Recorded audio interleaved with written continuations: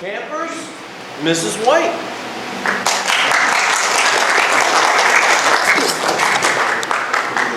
Okay, good morning. Morning. How many mosquito bites you get last night? What? Too many. Too many? You know, more than one or two is way too many.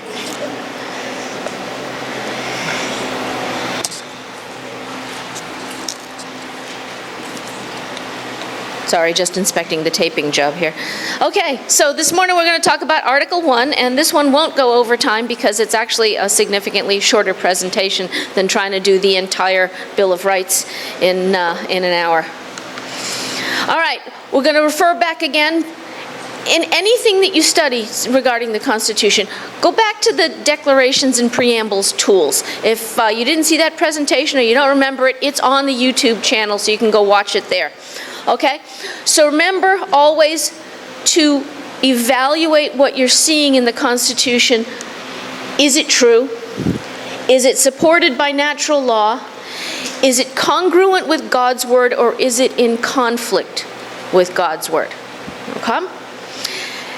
Questions there will be in here. Work them out for yourself later, because if I tell you, you won't know. You will merely have been told. And you won't know why either. So when you're thinking of questions, not just what, but why. Okay?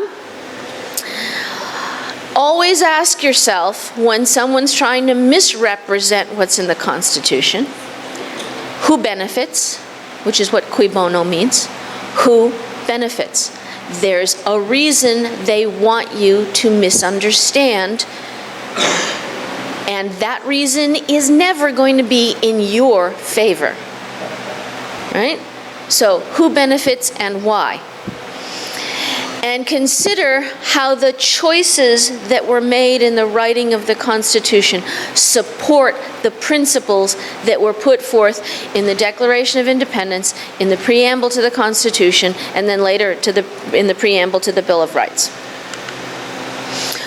What were the founders trying to do in 1787 when they wrote the Constitution? We'd been under the Articles of Confederation for something on the order of 10 years, a little less than 10 years. It was falling apart because it didn't have enough power to function, right? They knew the principles they were trying to build on. They needed something that was going to have enough power to function.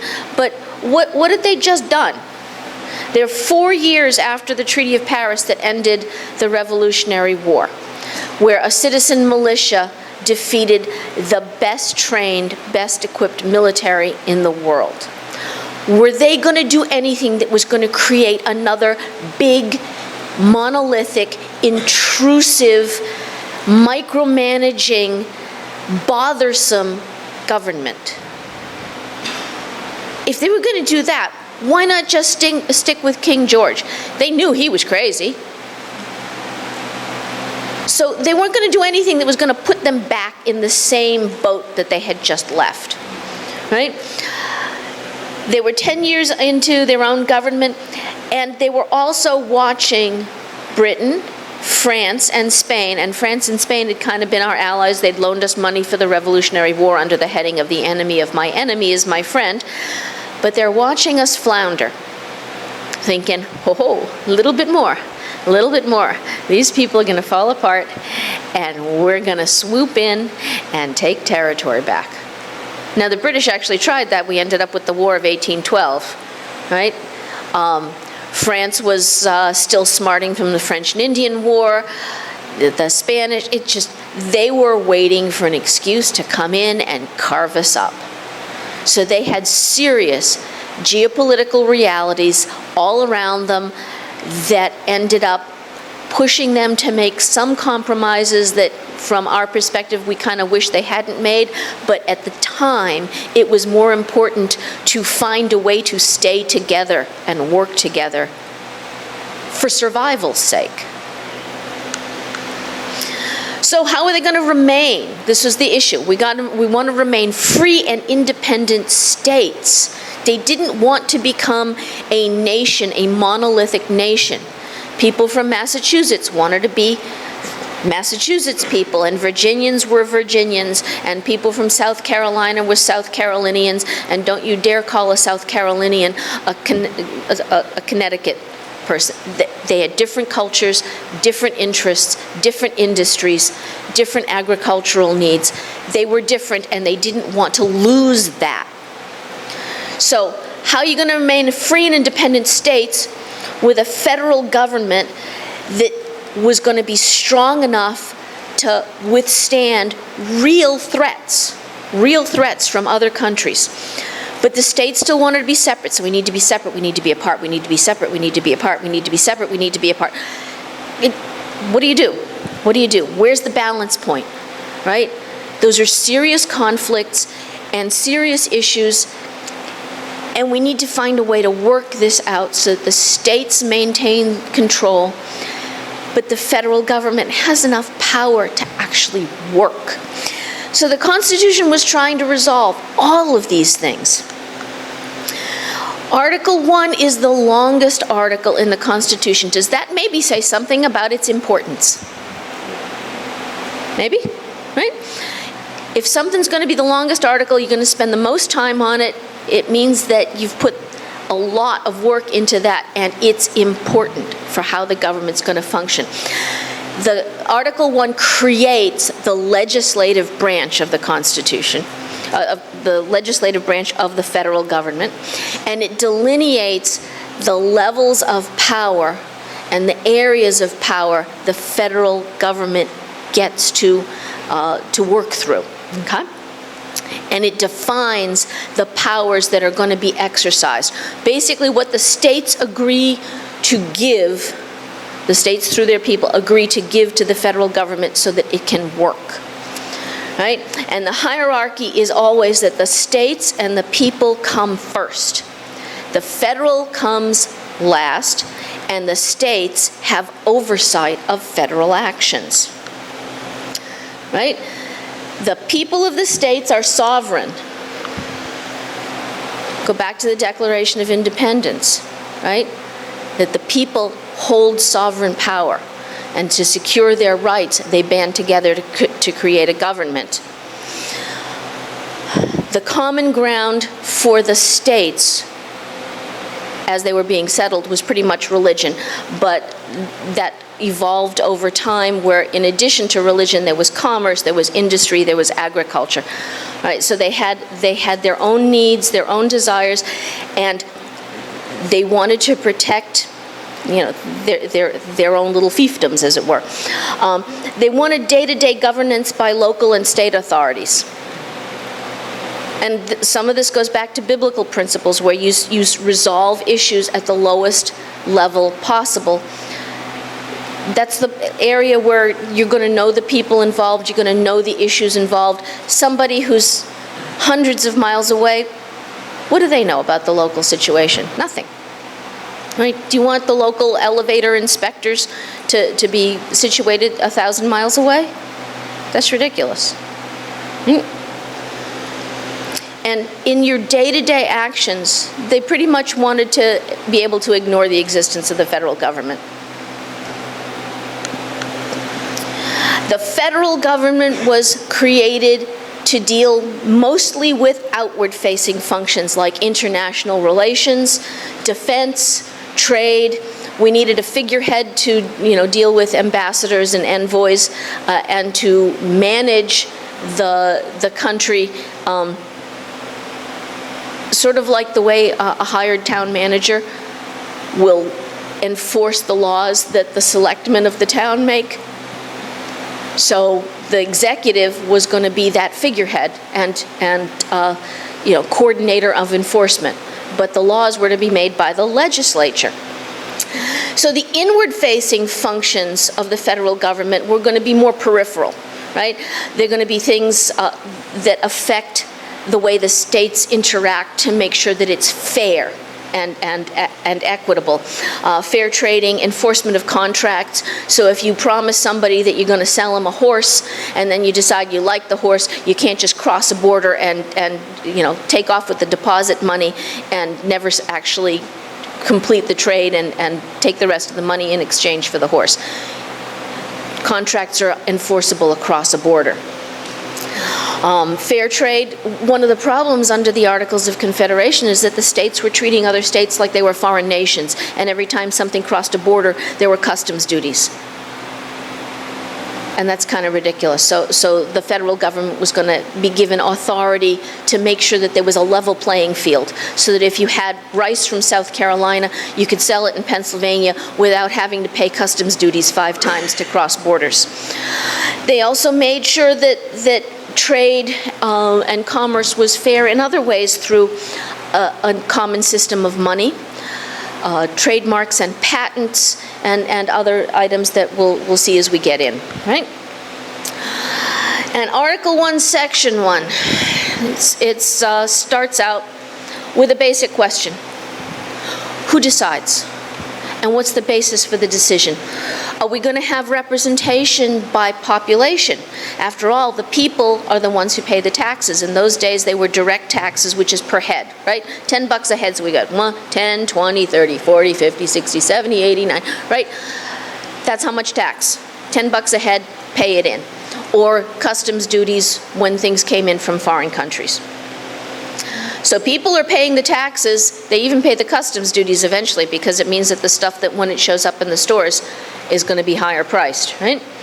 People always pay the taxes. You'll hear talk about, taxing corporations and taxing this and taxing that. It's the people who pay the taxes. You're either paying it in higher prices for the goods, or you're paying it in wages that you're not earning because your company is paying taxes. All right? People pay taxes. So what's going to be the fairest way? Are we going to have representation by the population? Because after all, the people are paying all the taxes. But wait a minute, it's the states also who are giving some of their power away. So we think we need to have representation by the state, because the states are sharing their power and the states want an equal say. In Rhode Island, if you're just going to go by population, who's ever going to pay any attention to Rhode Island? Ever. They're just not worth considering. Or Massachusetts, for that matter. Connecticut, just forget them. They are insignificant. You can ignore them. And the states are like, I don't want to be ignored. I'm giving up some of my power. I want a say. So we want representation by the state. Because it doesn't matter that Rhode Island is tiny. It's a state, and it should get a say just like a big state like Virginia does. So who's right? They were having fist fights on the floor of the convention hall over this issue. And what they ended up doing was to agree to disagree, and they tabled the whole matter. And this was actually one of the last sections they came back to, was to figure out how the people in the states are going to be represented. And it's funny that, the fist fight stopped when Ben Franklin called for starting every day in prayer. Yeah, amen. Yep. But yeah, there were, if you can think of, guys in wool and linen suits, with the windows closed so people couldn't hear the deliberations, having fist fights on the floor of the hall. They weren't all just sitting there looking stern. Right? So what they ended up with was something that is now called the Great Compromise, because you know what? They're both right. The people pay the taxes and they deserve to be represented.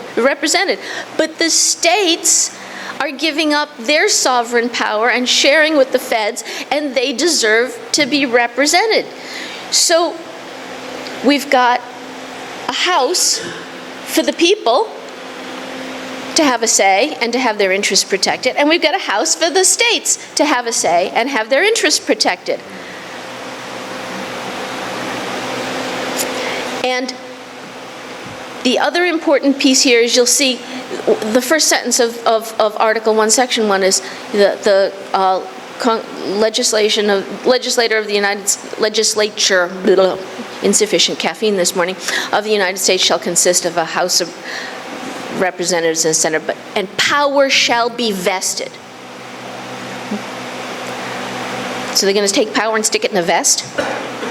How does that work? Vested is a specific word. They picked all of these words very specifically. When power is vested, it means it is assigned to you. You're back in the front seat.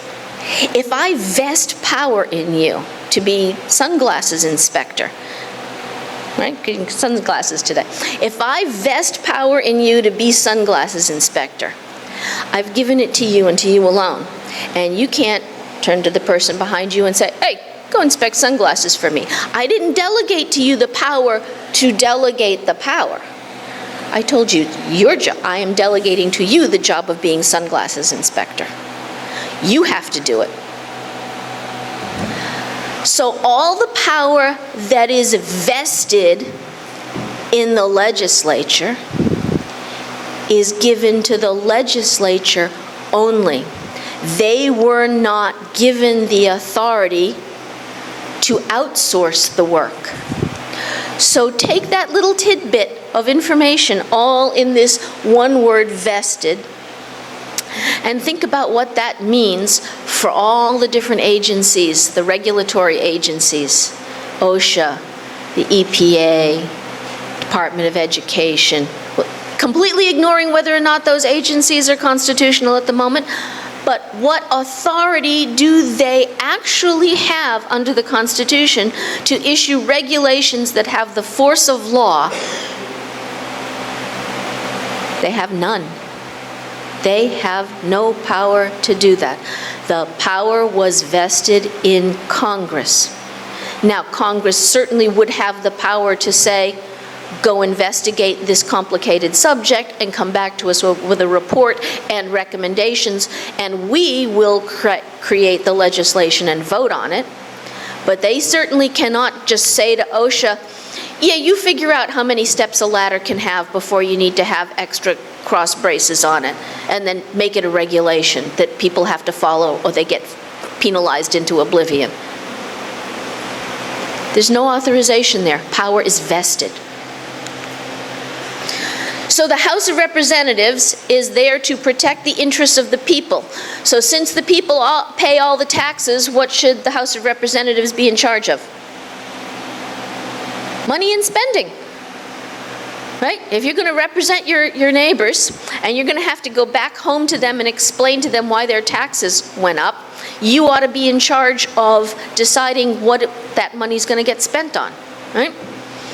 So people are paying the taxes, so all the spending bills originate in the House. The number of representatives is based on the population, because this is one of the big concerns. Bigger population state wants more representation for its people. Right? And that's why we have the census every 10 years, to figure out how we're going to reapportion the number of representatives that we have. Because if you just take one representative for every 30,000 people, like they started out with, we'd have 5,000 representatives in Congress, and they would never get anything done, which might not be a bad idea, but there would just be more ability for corruption, and there's all kinds of other problems. They ended up capping it at 435 representatives that then get reapportioned according to population.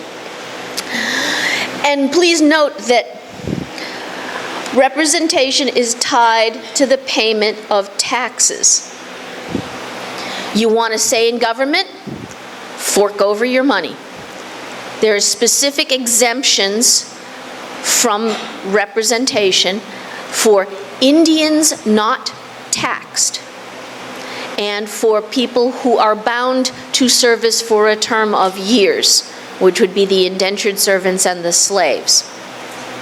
If you're not paying taxes, you don't get a say. Interesting.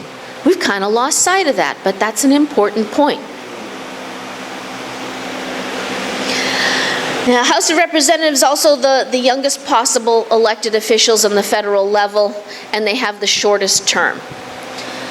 And those are kind of tied together. If you're not going to be in office for too long, you can be a wet behind the ears youngster, 25 years old to go to Congress. Now, the Senate is there to protect the interests of the sovereign states. And the states' concerns mainly revolve around keeping the states as sovereign entities. So the Senate shares some of the executive powers, of advice and consent. Every time you see in the Constitution advice and consent, that's sharing executive powers. They were originally thought of kind of like ambassadors from the states to the federal government. They're there to represent the interests of the states and to protect the areas reserved for state control. They have to be older because they have a 6-year term, and they're supposed to sort of be statesmen taking a long view. The representatives are looking at short spending bills. The senators are looking at long-term. Well, here's a spending bill for now, yeah, but what's going to be the long-term effect on our states? Right? So they're there to take the long view. They have to be older to hold office, and their office at 6 years is the longest term of the elected federal officials. And again, this is to reinforce that their point of view and their concern is a longer view rather than what's right in front of us right now. And they were supposed to be, they were designed to be the watchdogs against federal encroachment into areas reserved for state powers. That got gutted by the 17th Amendment, and somebody will be talking about that later. All right, Article 1, Section 2. That first starts with how to choose the representatives. People hold the sovereign power. People are paying the taxes that support the government. They're only going to stay in office for 2 years. Their loyalties are supposed to remain at home with their neighbors. Makes sense. How do you represent the interests of the people you haven't seen in 10 years? What do you know about their interests if you haven't seen them in 10 years? You go back every 2 years to get reelected and go back again? You don't know anything about what's going on in that district. And the House is in charge of bringing all charges of impeachment. A charge of impeachment is kind of like an indictment, right? In a lot of ways, charges of impeachment don't mean very much. It's an opportunity to have a trial that will determine facts. But just to bring up charges of impeachment, in a lot of ways, and what we see going on right now, is just theater. It's just theater. Because bringing a charge of impeachment that's never acted upon doesn't do anything. It doesn't do as much as getting a parking ticket. All right. In Article 1, Section 2, we have the 3/5 clause, which is always pointed out to by the left as see, they were all, hate-filled white slave owners. And they did this horrible thing, they allowed slavery to continue. In 1787, there were 4 locations on the face of this planet where slavery was illegal. And that was 4 of the 13 states. You can go look up for yourselves which ones they were. The one I'll tell you about for sure is Pennsylvania, because that was founded by the Quakers, and they were abolitionists from the get-go. Only 4 places on the face of the planet where slavery was illegal in 1787. They knew it was a problem. They discussed it in detail. They made provisions to eventually end it, which were then not followed up on properly. But it's really hard from 200 plus years in the future to condemn people for not stopping something that was legal planet-wide and had been so for millennia. All right. The 3/5 clause was it's actually not the slaves are 3/5 of a person. That's completely wrong. Read the thing. It's taking the entire number of slaves and using 3/5 of that number for apportionment of 2 things: tax taxes and representation. It was actually the states where slavery was legal that wanted all the slaves to be counted. Why? Because they get more representatives in Congress, but fewer people voting for those representatives, so it concentrates power in the hands of those citizen voters. It was the abolitionist states who wanted none of the slaves to be counted, because they're not going to be voting, and they don't want the quality, the worth of a vote diluted, right? Not diluted, but diluted by people who weren't going to be able to vote. So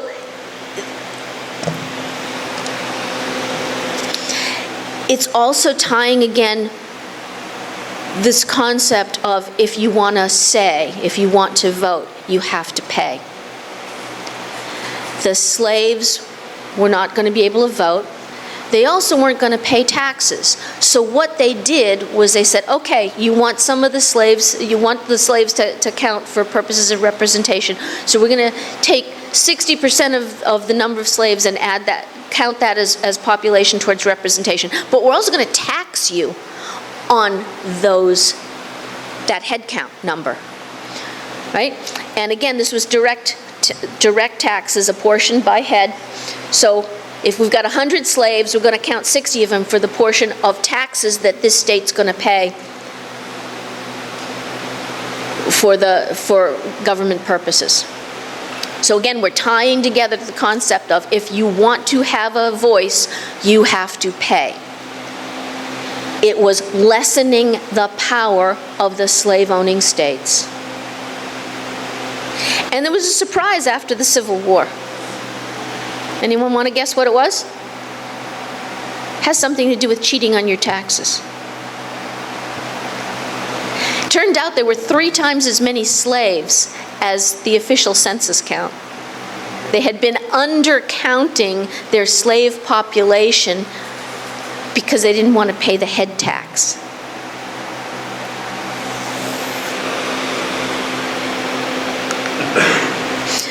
Moving on to Article 1, Section 3, choosing senators. Again, their whole point of being there is to be ambassadors from the states to the federal and to safeguard the interests of the states as co-rulers of the Confederation, the federal and the states. They were given their 6 years in office to give the long view, and the Senate is the place where all cases of impeachment are tried. So charges of impeachment, articles of impeachment, are brought by the House, and that's basically an indictment. It's the Senate that holds the trial, right? So you've got, the prosecuting attorneys who bring up the charges, and then you go to a judge and jury for a trial. That's the split. You don't have the people bringing the charges doing the trying. It's separate. So what happens if a senator's impeached? Interesting question. And it's happened once, actually pretty early on. And what the Senate decided was that since it was one of their own, that they actually did not have jurisdiction to try the impeachment of a senator. He was on committees with them, and he was friends with them. They decided they didn't have the authority to hold a trial of impeachment, so they didn't do it. But under Senate rules, they expelled him. I thought that was kind of cool. A wiggle way out, right? Section 4 gives the states the job of figuring out the details of how they're going to choose representatives and senators. Right? The representatives, direct election by the people, but the states were going to figure out, the districts and all the rest of it. The senators were to be chosen originally by the state legislatures, but the exact details on that was left to the states. And it mandates that Congress meets at least once every year. If you're going to mandate that they have to meet at least once a year, did they really see this as being a full-time, permanent, make a career out of it job? You have to show up at least once a year. But make sure you go home once every 2 years to campaign for more election. No, it wasn't supposed to be a full-time job. The federal government just wasn't supposed to ever get that big, right?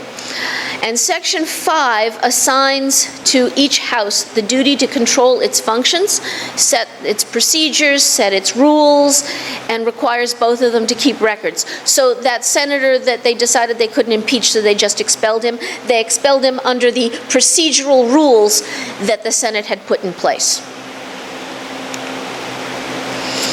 There's also rules for compensation of the legislators. Again, a lot of this was to make sure that the problems under George III couldn't crop up again. You can't get a pay raise while you're in term. If you vote for a pay raise, it doesn't start until the next term, which in theory is going to be a new crop of people, so you're voting for a raise for people who aren't you, because this was never supposed to be a permanent career. But your pay also can't be decreased while you're in office, right? They can't cut your money for not doing what the king tells you to do. You cannot be arrested while you're in Congress except for treason, felony, and breach of the peace. But, you can't be arrested for not paying your parking tickets, right? And while you are in office, that's the only office you're allowed to hold. So if you get picked to be ambassador to Costa Rica, you have to give up your seat in the House or your Senate seat. Article 1, Section 7 is the line of command for raising taxes and spending money. There's 3 different groups that have to act. The people are the ones who are going to be paying, so their representatives have to initiate all the spending bills. But the bills and the spending is going to affect the states, so the states have to concur, so that means the Senate gets to suggest changes.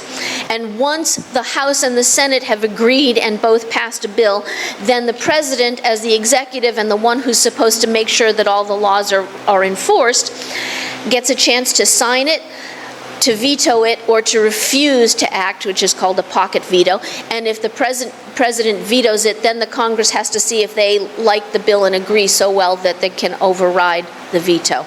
And there's rules for exactly how you do that and what levels of voting are required. Article 1, Section 8. This is like the biggie.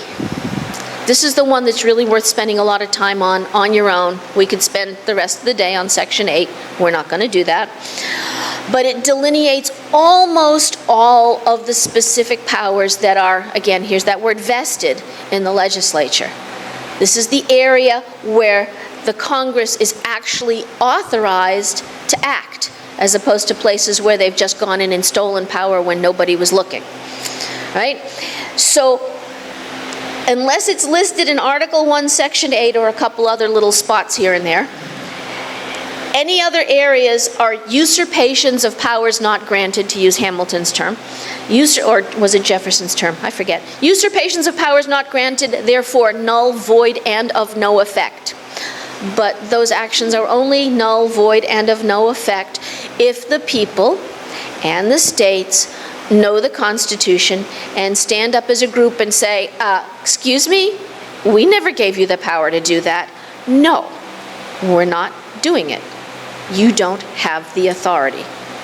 But that is our job, and that is the job of the states. The Supreme Court, you can read Article 3 all you want. You're not going to find where the Supreme Court was given authority to decide whether or not something's constitutional.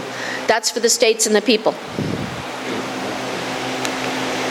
So here's the powers, some of them from Section 8. The power to tax, the power to borrow money, to regulate. And again, what was the meaning of regulate in 1787? Was to make regular. It was not micromanage.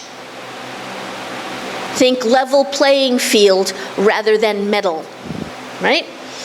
Regulate commerce among the nations, among the states, and among the Indian tribes. Naturalization, I have this one in italics because we're going to be talking quite a bit more about that in a little bit. Rules on naturalization. Bankruptcy law. You might remember last night we talked about the difference between courts of law, courts of equity, and bankruptcy law comes under court of equity, fairness, and the basis of that actually goes back to the Saxon tribes in the 900s. Standard weights and measures, so that if you sell 10 pounds of flour to somebody, you know they know they're getting 10 pounds of flour. Uniform money, so that when they pay you for that 10 pounds of flour, you know what the value of the money you're getting in exchange. And if there's counterfeiters, because Congress gets the power to coin and set the value of money, they get the authority to punish counterfeiters. They set up post offices and authorized post roads, because it's a lot easier to get the mail from one point to another if the carriage taking the bundles of mail has a road to drive on. Just a thought. Patents, copyrights, and trademarks. This is all intangible property. Remember, the Constitution is in large part protecting property. In fact, that's like the one-word answer to any question on the Constitution is property. So patents, copyrights, and trademarks are protecting people's intangible property. If you invent the better mousetrap, the guy down the road can't steal your invention and make $1 million selling better mousetraps if you've got the patent. You can license the patent to him, you could sell the patent, but you're going to be able to make something from that product because it was your idea to start with. And they also get the authority, stop that. They also got the authority to set up the lower courts here. They also get the authority to punish piracy and maritime crimes. They get the responsibility and authority to declare war.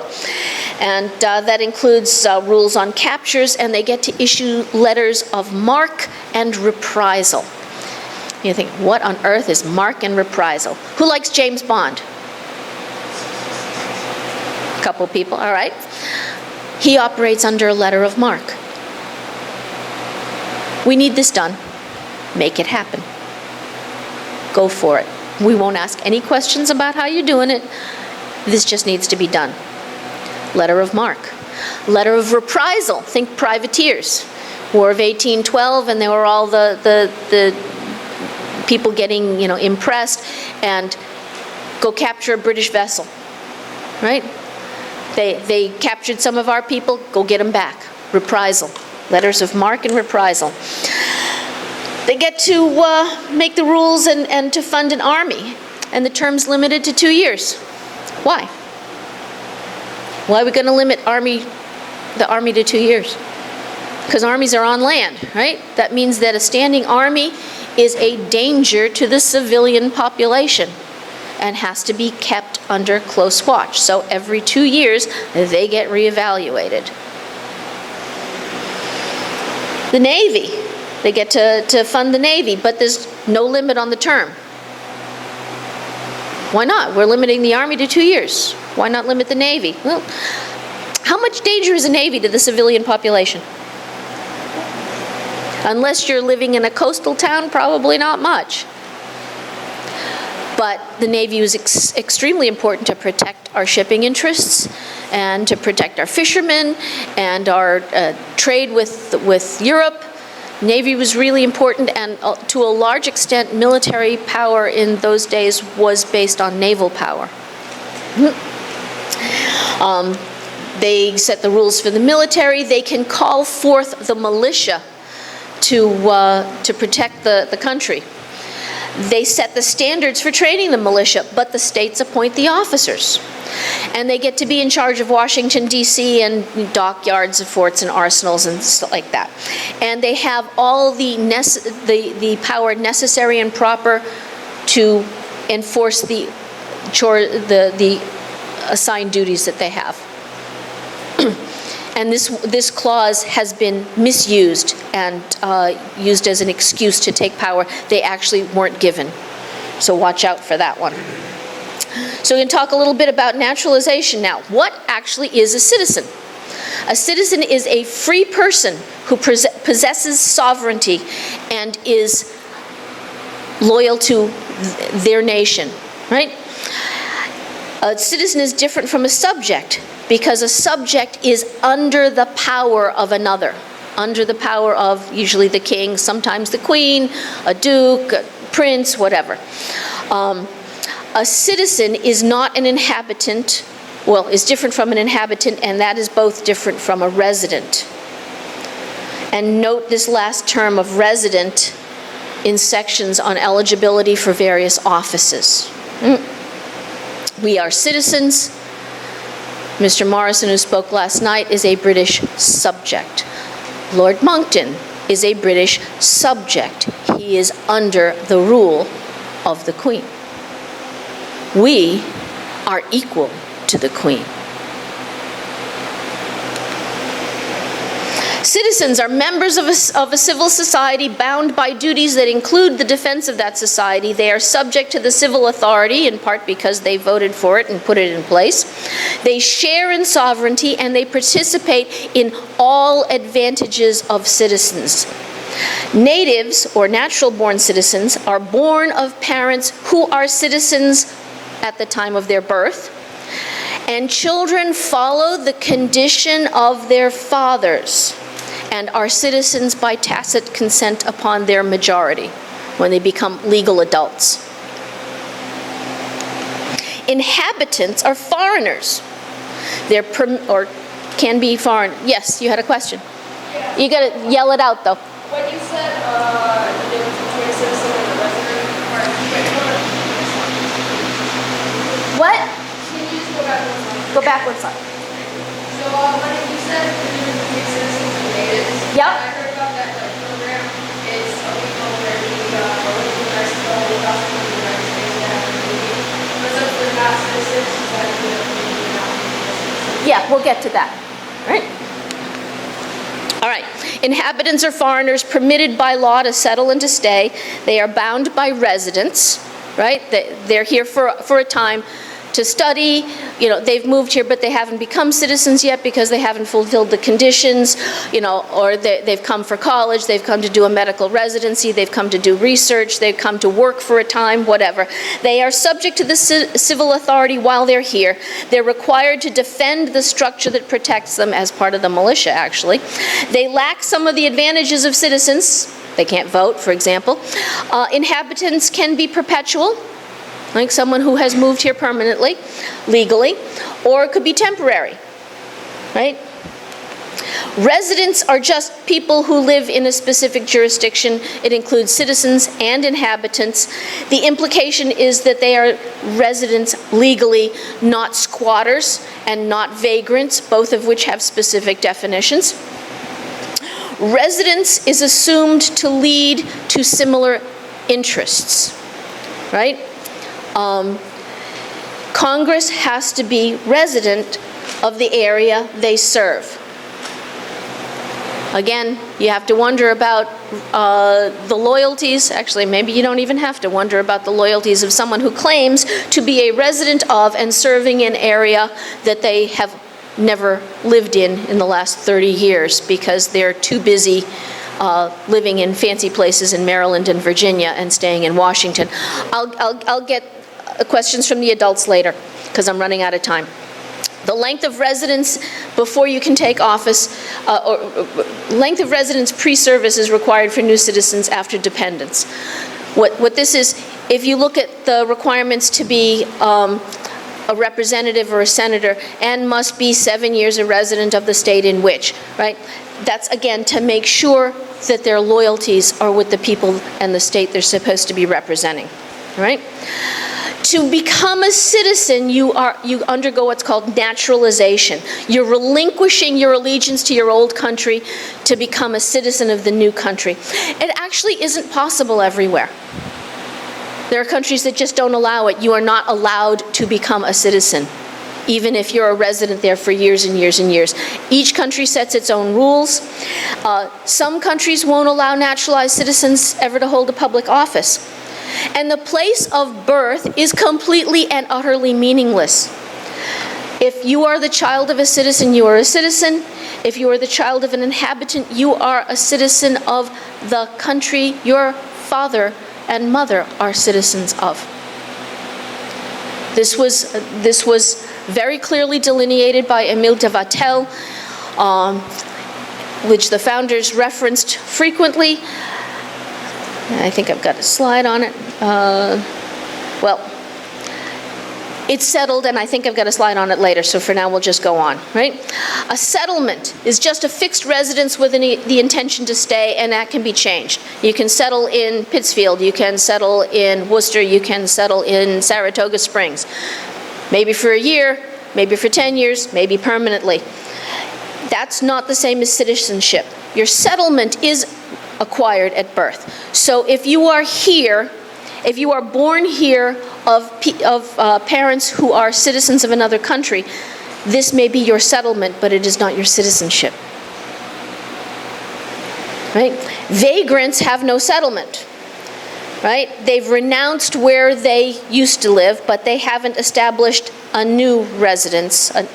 So that would apply to illegals who won't go home, but still fly their old flags and talk about how horrible the United States is. They're actually, legally, they are vagrants. They've been told to pack up stuff and leave. Children follow the condition of their parents, and under the old rules of coverture, the condition of their fathers.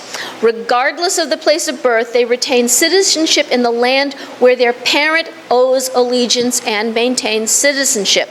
So if you are an American ambassador posted to Costa Rica or Ghana or New Zealand or wherever, and while you're there, you have a child. That child is an American citizen, even if they were born in Ghana or Costa Rica or New Zealand. They follow the condition of the parent. On the other hand, if you are a citizen of Costa Rica or Ghana or New Zealand, and you're here temporarily as a visitor or as a student or something, and you have a child who is born here, that child is a citizen of Ghana or Costa Rica or New Zealand, not the United States, because the parent's allegiance is still to the home country. Congress is authorized and required to make all rules concerning naturalization, and that power is vested in Congress and is not for the executive to usurp. We have laws on the books on how to become a citizen, and if people don't like them, if people in Congress don't like them, they can look in the mirror to see who's responsible for fixing it. So Congress makes the rules on how to become a citizen. How can you become a citizen without establishing a settlement, becoming a resident, becoming an inhabitant, relinquishing your affiliation with your old country, and pledging yourself to your new country and its interests and its defense? You can't do it. Not honestly, not honorably. So Congress also makes all the rules concerning who may become a lawful resident and a lawful inhabitant. So any issues at the border are the fault of Congress and Congress alone. Their failure to act in order to gain political talking points is despicable, disgusting, and absolutely vile. Their failure to act should actually result in recall elections from their constituents, who can then send somebody to take office who has the testicular fortitude to act. Unfortunately, it's a weakness in the state laws that makes such recalls difficult. All right, we're going to circle back real quick to this issue with slavery. There was a promise in section 9 not to end slavery before 1808. We're going to go back to those geopolitical realities, right? With Britain and France and Spain circling, and the states having real arguments about whether or not we're going to allow this. And what they basically said is, we promise we won't end slavery before 1808. But they gave them no authority to expand slavery. The Declaration implicitly states that it's a repugnant and immoral practice. It directly addresses the king's abuses, and, or the rest of the article addresses the king's abuses and problems that crept in under the Articles of Confederation. But the whole issue with the expansion of slavery was a usurpation of power not granted. They were not given the authority to let any new slaves come in as slave states. Section 10 limits a few areas of state power. The international view is that we're one country. The states agree not to impose tariffs on goods from other states. There's no titles of nobility. They don't have separate armies. Yes, for militia, but not an army. And that's it. We can take questions at this point. And any questions from adults, I'll take afterwards, in the interest of time. Anybody? Bueller? Okay, thank you.